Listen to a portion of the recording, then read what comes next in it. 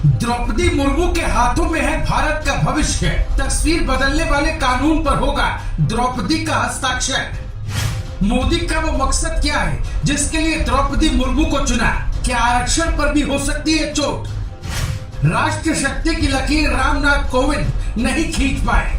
अगले 5 साल में द्रौपदी करेंगी 5 कमाल। बेहद सीधी सादी और सरल स्वभाव की महिला द्रौपदी मुर्मू ने राज्यपाल रहते हुए इतना नाम कमाया कि लोगों के लिए राजभवन के दरवाजे हमेशा खुले रहते थे।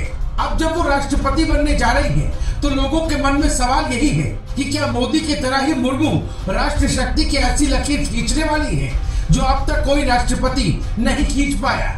हम आपको बताएं कि अगले 5 साल में द्रौपदी मुर्मू कौन से 5 बड़े फैसले लेने वाली हैं। उससे पहले जानिए कि झारखंड राजभवन में कौन सा ऐसा फैसला लिया जो आमतौर पर राज्यपाल नहीं ले पाते। द्रौपदी मुर्मू राष्ट्रपिता महात्मा गांधी की इतनी बड़ी समर्थक हैं कि उन्होंने स्वदेशी के प्रतीक चरखे को झारखंड राजभवन में लगवाया।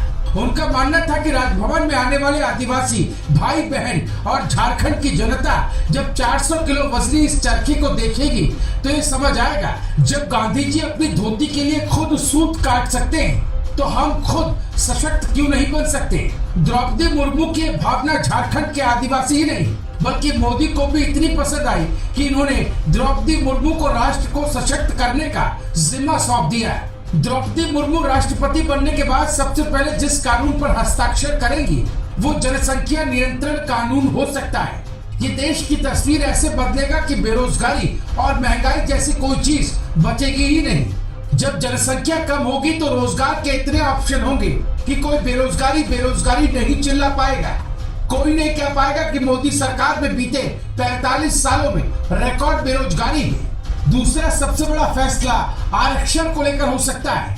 जैसे सवर्णों को आरक्षण देकर बीजेपी ने सबको चौंका दिया था, वैसे ही आरक्षण का नया प्लान भी लागू हो सकता है जिसमें 49.5% आरक्षण वाला मॉडल तो होगा, लेकिन देश के अलग अलग हिस्से में जो आरक्षण की मांग कभी भी उठने लगती है, किसी भी जाति के कुछ लोग आंदोलन के नाम पर बवाल खड़ा करने लगते हैं, उसका खात्मा हो सकता है। इसके लिए बीजेपी कड़े कानून बना सकती है। तीसरा सबसे बड़ा फैसला कृषि कानून को लेकर हो सकता है। किसानों के लंबे आंदोलन के बाद मोदी ने जिन 3 कानूनों को वापस ले लिया उसे दोबारा लागू करने के संकेत अब तक कई बार मिल चुके हैं और हो सकता है नए बदलाव के साथ बीजेपी संसद में वो बिल पेश करे और द्रौपदी मुर्मू उस पर हस्ताक्षर कर देश के कृषि सेक्टर को बदलने वाली देश की पहली महिला राष्ट्रपति बन जाए।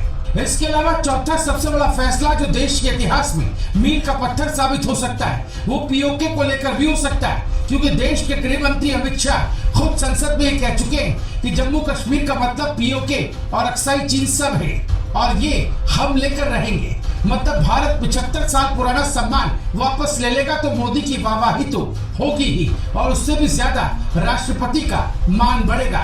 बाकी 5वां फैसला जो देश के आदिवासियों को लेकर हो सकता है। झारखंड में जिस तरीके की पत्थरगढ़ी की परंपरा विकसित हुई है और जल जंगल जमीन की लड़ाई आदिवासी लड़ रहे हैं, उन्हें उनका हक मिल सकता है, क्योंकि बाबा साहब अम्बेडकर ने संविधान में पिछड़ों, दलितों और आदिवासियों के हक की बात तो लिख दी, लेकिन देश को 75 सालों में एक आदिवासी राष्ट्रपति नहीं मिल सका। अब जब द्रौपदी मुर्मू राष्ट्रपति बनेगी तो आदिवासियों को भी न्याय की उम्मीद होगी। आदिवासियों के हक में देश में कानून तो बहुत है, लेकिन अब भी मांग उठती है कि एक ऐसा सख्त कानून हो जिससे उनके खिलाफ अन्याय करने से पहले कोई 100 बार सोचे।